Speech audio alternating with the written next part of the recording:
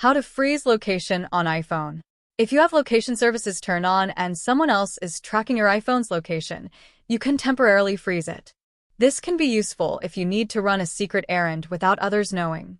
There are several options to achieve this. The first method involves going into Settings, scrolling down to Privacy and Security, tapping on Location Services, and then Share My Location. Simply toggle off Share My Location to prevent others from seeing your current location. However, be aware that they might notice this feature has been turned off in their Find My app.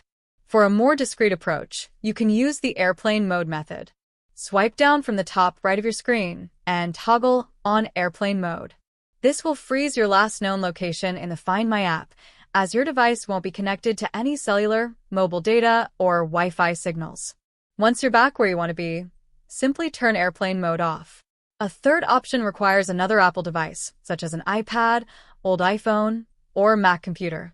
On this secondary device, open the Find My app, tap on Me at the bottom right, and toggle on location sharing for that specific device. This will cause the app to track the location of the stationary device instead of your iPhone, allowing you to move freely without detection. When you return, you can switch the location sharing back to your iPhone. If you have any questions about these methods, feel free to leave them in the comments below.